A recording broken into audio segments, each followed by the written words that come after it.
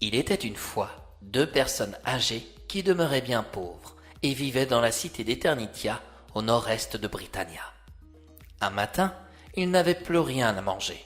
C'est pourquoi ils décidèrent d'aller sur l'une des plages du royaume où l'on pouvait y déceler de nombreuses noix de coco. Les cocotiers ne manquaient pas sur la côte. Ensemble, ils ramenèrent quelques noix de coco pour y récupérer leur jus. Mais l'une des noix de coco tomba sous le plancher de la maison du vieux couple. Quelque temps plus tard, leur plancher se fissura et laissa pousser un cocotier jusqu'au plafond au beau milieu de leur maison. La petite vieille dit à son mari: « Gérard, fais un trou dans le plafond pour lui laisser la place de pousser au cocotier. Ainsi, nous n'aurons plus besoin d'aller à la plage pour récupérer des noix de coco. Elles viendront à nous, toutes seules. » Le grand-père fit un trou dans le plafond et même dans le toit de leur demeure. Le cocotier continua de pousser si haut qu'il atteignait parfois les nuages dans le ciel d'Eternitia. « Gérard, dit un jour la grand-mère, peux-tu monter dans le cocotier et récupérer quelques noix de coco? Nous n'avons plus rien à manger. » Pour faire plaisir à sa femme, le grand-père prit un sac et monta comme il put en haut du cocotier. Il grimpa si haut qu'il atteignit le ciel sans faire attention à la hauteur. Arrivé à la cime du cocotier, Gérard observa le paysage. La vue était magnifique, quand soudain, il découvrit une mouette rieuse possédant une petite bourse magique à ses côtés. Sans réfléchir, Gérard prit la mouette rieuse et la bourse magique, dont il ignorait la contenance, et les fourra dans son sac. En revenant près de sa femme, celle-ci déclara: « Regardez-moi ça, je t'ai demandé des noix de coco, mais pas une mouette. Qu'est-ce que nous allons manger ce midi? »« Ça, je n'en sais rien, Yvette, » dit le grand-père. La mouette rieuse se mit à crier.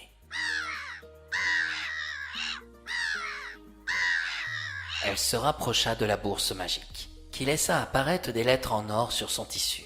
Avec curiosité, Gérard se mit à lire. « Je suis une bourse magique qui peut réaliser tous vos souhaits. »« C'est vrai ?» lâcha sa femme. Gérard avait tellement faim qu'il demanda à la bourse de lui préparer une galette accompagnée d'une saucisse. Aussitôt dit, aussitôt fait. Gérard put remplir son estomac autant qu'il le désirait. Yvette, sa femme, en fit autant de son côté avec de nombreux et savoureux fromages. Bien sûr, ils eurent les yeux plus gros que le ventre, et la mouette rieuse ne put pas terminer ce qu'ils avaient désiré. Désormais, Gérard et Yvette vivaient dans l'abondance. Un jour, Yvette eut l'idée de réaliser son rêve de petite fille. Avec Gérard, elle ouvrit un restaurant proposant des plats savoureux arrivant tout droit de la bourse magique. Le roi d'Eternitia entendit parler de leur affaire. Lorsqu'il découvrit d'où venaient les repas, il se rendit auprès des deux personnes âgées. « D'où vient cette bourse ?»« C'est que... » entama Gérard un peu gêné. « C'est une bourse magique ?» ajouta le roi. « Allez, dis-lui !» intervint sa femme. « Que pouvons-nous perdre désormais ?»« Tout !» lâcha Gérard. « En effet, si cette bourse ne vous appartient pas, elle revient au royaume d'Eternitia, » affirma le roi. « Mon mari l'a trouvée en haut du cocotier qui a poussé au beau milieu de notre maison. »« Et ce cocotier est planté dans les terres du royaume d'Eternitia, » continua le souverain. « Garde, récupérez-moi cette bourse. »« Oh non, Majesté, s'il vous plaît. »« Comment? Vous osez me supplier? Ne savez-vous pas que les riches sont faits pour être de plus en plus riches, et les pauvres pour devenir de plus en plus pauvres ?» Aussitôt, le roi quitta le restaurant de Gérard et Yvette. Le grand-père et la grand-mère fermèrent leur taverne, et de nombreux clients furent mécontents. Se retrouvant seuls dans leur salon, la mouette rieuse que Gérard avait récupérée en haut du cocotier monta sur la table, cria.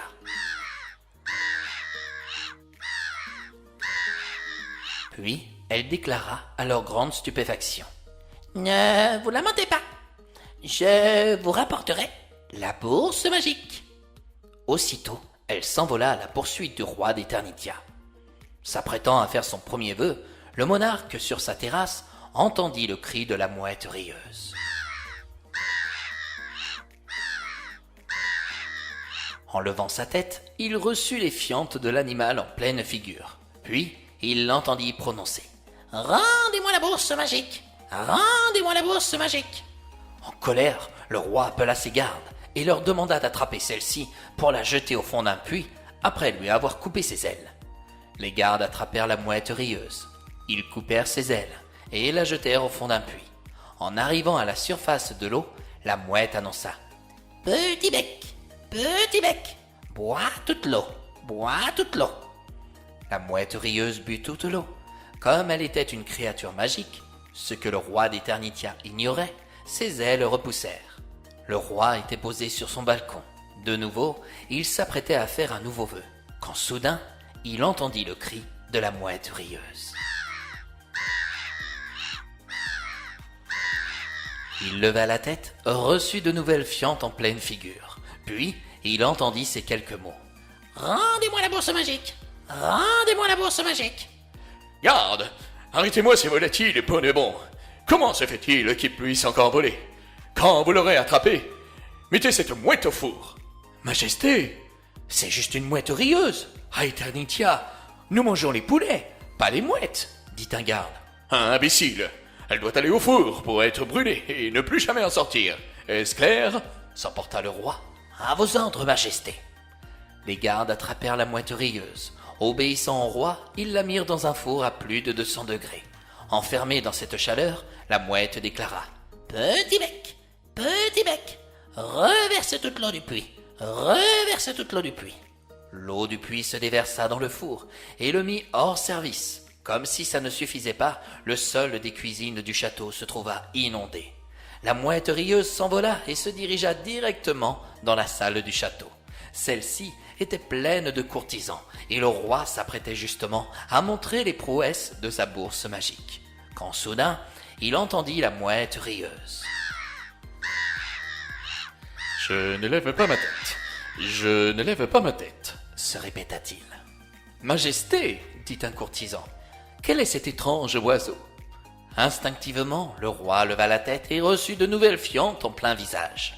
Puis il entendit la mouette rieuse acclamer avec la voix du roi. « Les riches sont faits pour être de plus en plus riches, et les pauvres pour devenir de plus en plus pauvres. » Les courtisans furent choqués par les déclarations de la mouette rieuse.